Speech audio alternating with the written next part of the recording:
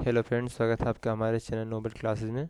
Friends, आज के video में हम लोग देखेंगे बौद्ध धर्म से रिलेटेड सभी प्रश्नों को। तो चलिए देखते हैं आज के पहले प्रश्न को।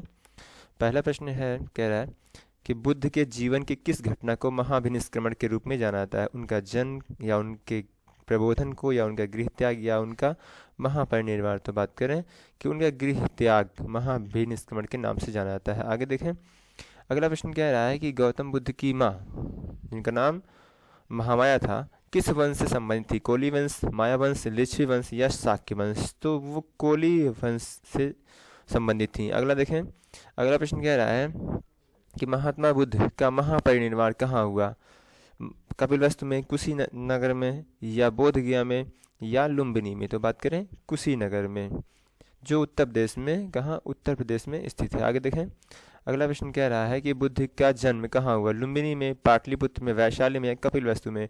तो गौतम बुद्ध का जन्म लुम्बिनी में, जो नेपाल का एक तरह का क्षेत्र है, वहाँ पर हुआ था। आगे देखें, अगला प्रश्न कह रहा है महात्मा बुद्ध का महापरिनिर्वाण किसके गणतंत्र में हुआ था? पालों के, या लिच्छवियों के, या शाक्यों के, या मल्लों के? तो बात सही है कि मल्लों के गणतंत्र में महात्मा बुद्ध का महापरिनिर्वाण हुआ था। आगे देखें, अगला प्रश्न कह रहा है कि गौतम बुद्ध द्वारा अपने धर्म में दीक्षित किया जाने वाला अंतिम व्यक्ति निम्न में से कौन था? सुबुद्ध, आनंद, या मोगलान, या सारिपुत्र? तो बात सही है, कौन सा? ऑप्शन ए वाला सही है, सुबुद्ध। अगला देखें, अगला प्रश्न कह रहा है कि बुद्ध ने अपना पहला उपदेश कहाँ दिया था? बोध गया में, कुशीनगर में, काशी में, या सारनाथ में? तो बुद्ध ने अपना पहला उपदेश सारनाथ में दिया था। यहाँ पर डी वाला ऑप्शन या चौथा वाला ऑप्शन सही है। आगे देखें, अगला प्रश्न कह रहा है अलार कलाम कौन थे? बुद्ध के गुरु, या बुद्ध के एक शिष्य, या एक प्रतिष्ठित बौद्ध भिक्षु, या बुद्धकालीन एक शासक? तो बात करें कि अलार कलाम बुद्ध के एक गुरु थे। अगला देखें, अगला प्रश्न कह रहा है निम्नलिखित ग्रंथों में उल्लिखित धम्म चक्र प्रवर्तन है बौद्ध अनुष्ठान, या उनका अर्थात कि बुद्ध दर्शन, या बुद्ध का सारनाथ में दिया गया प्रथम उपदेश, या बुद्ध के धार्मिक उपदेश? जो बात करें कि धम्म चक्र प्रवर्तन के नाम से जाना जाता है सारनाथ में गौतम बुद्ध का दिया गया सबसे पहला उपदेश। अगला देखें, अगला प्रश्न कह रहा है कि बुद्ध ने सर्वाधिक उपदेश दिए थे कहाँ पे? राजगृह में, श्रावस्ती में, वैशाली में, या कौशाम्बी में? तो बात करें गौतम बुद्ध ने सबसे अधिक उपदेश श्रावस्ती में दिया था। यहाँ पर दूसरा वाला ऑप्शन बिल्कुल से सही है। आगे देखें, अगला प्रश्न कह रहा है कश्मीर में कनिष्क के शासनकाल में जो बौद्ध संगीत की आयोजित हुई थी, उसकी अध्यक्षता निम्न में से किसने की थी? शूद्रक ने, नागार्जुन ने, वसुमित्र ने, या पाशर ने? तो बस यहाँ पे कौन सा? सी वाला सही है, वसुमित्र ने। अगला देखें, अगला प्रश्न कह रहा है भगवान बुद्ध के महापरिनिर्वाण के बाद पहली बौद्ध संगीत का आयोजन हुआ वैशाली में, गया में, राजगिरी में, पाटलिपुत्र में? तो देखें यहाँ पे सही है, पहला जो बौद्ध संगीत का आयोजन हुआ वो राजगिरी में। आप इस ट्रिक की सहायता से याद कर सकते हैं, रणवीर पीके, अर्थात कि राजगिरी में, वैशाली में, पाटलिपुत्र, कुंडलवन ग्राम कश्मीर में। ठीक, तो पहला वाला राजगिरी में, यहाँ पे सी वाला ऑप्शन या तीसरा वाला ऑप्शन कह सकते हैं, बिल्कुल से ठीक है। आगे देखें, अगला प्रश्न कह रहा है बुद्ध की मृत्यु के पश्चात प्रथम बौद्ध संगीत की अध्यक्षता की गई किसके द्वारा?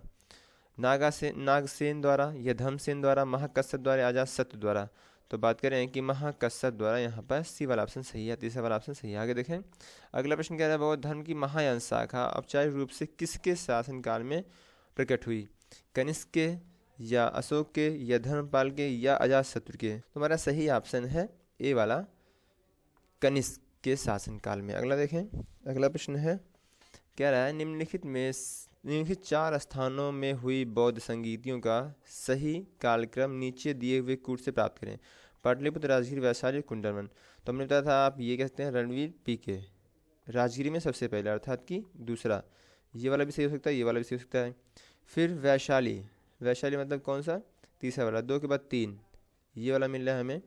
उसके बाद देखें पाटलिपुत्र, पहला वाला ये सही जा रहा है, और फिर कुंडलवन ग्राम और चौथा। तो ये हमारा जो यहाँ पे दूसरा वाला ऑप्शन है वो बिल्कुल से सही है। पहले बौद्ध संगीत का आयोजन राजगिरी में, फिर वैशाली में, पाटलिपुत्र, फिर कुंडलवन ग्राम में। आगे देखें कश्मीर में।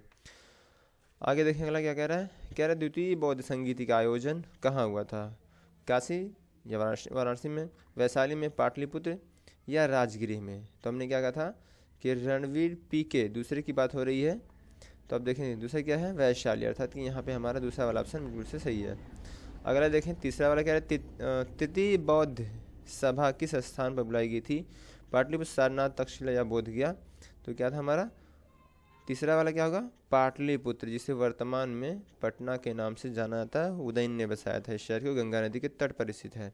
अगला देखें, अगला क्या, निम्नलिखित में से किस शासक ने द्वितीय बौद्ध संगीत का आयोजन कराया था, अशोक ने, आनंद ने, अजातशत्रु ने या कालाशोक ने। तो बात करें यहाँ पर सही ऑप्शन है दूसरा वाला। आगे देखें अगला, प्रथम बौद्ध संगीत का आयोजन हुआ था उदय भट्ट के शासनकाल में, बिंबिसार के शासनकाल में, अजातशत्रु के शासनकाल में।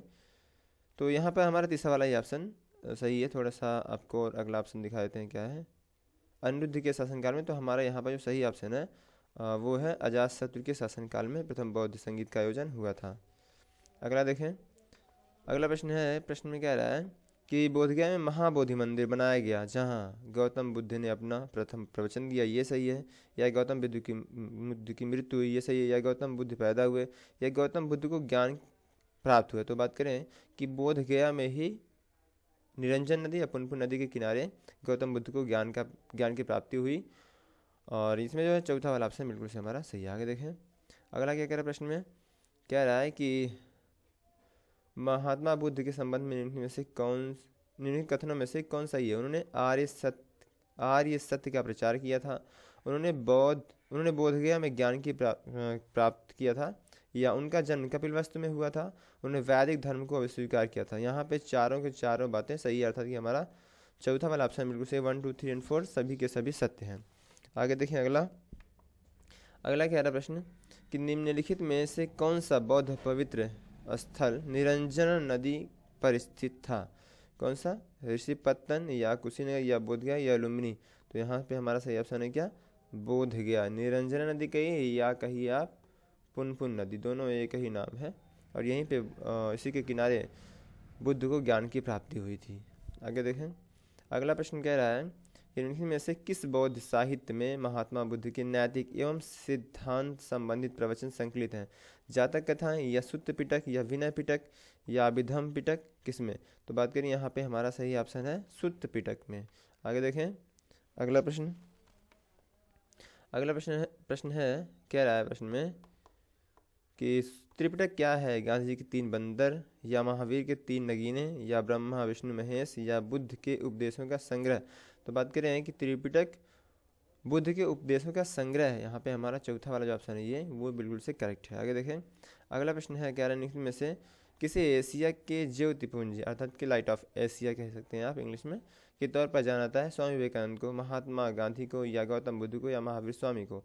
तो गौतम बुद्ध को लाइट ऑफ एशिया या एशिया के ज्योतिपुंज के रूप में जाना जाता है। आगे देखें अगला प्रश्न कह रहा है कि वह स्तूप स्थल जिसका संबंध भगवान बुद्ध के जीवन की किसी घटना से नहीं रहा वह है कौन सा, कुशीनारा, बोधगया, सारनाथ, एक सांची।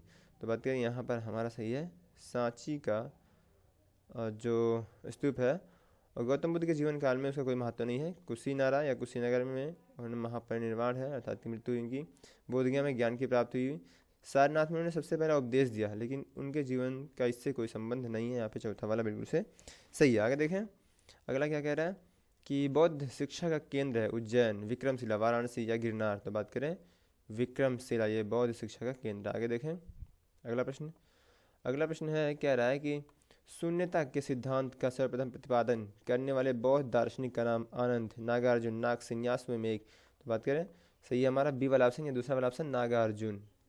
अगला देखें अगला प्रश्न है कह रहा है कि बौद्ध धर्म में महात्मा बुद्ध की पहली महिला शिष्य कौन थी। ऑप्शन हमारे पास दिए हुए हैं, थोड़ा ऊपर कर देते हैं इसे, यशोधरा, महाप्रजापति गौतमी, यानुजा, या अपाला। तो बात करें महाप्रजापति गौतमी, ये बौद्ध धर्म की पहली महिला शिष्य थी। अगला देखें अगला प्रश्न है कि ज्ञान प्राप्ति के बाद महात्मा बुद्ध में से किस नाम से जाने गए। थोड़ा सा इसे ऊपर कर लेते हैं, नीचे हो गया है। तो हमारे पास ऑप्शंस हैं बुद्ध, या तथागत, या शाक्य मुनि, या उपरोक्त सभी। तो ज्ञान प्राप्ति के बाद बुद्ध सभी नामों से जाने लगे, अर्थात कि यहाँ पे हमारा चौथा वाला ऑप्शन या डी वाला ऑप्शन बिल्कुल से सही है।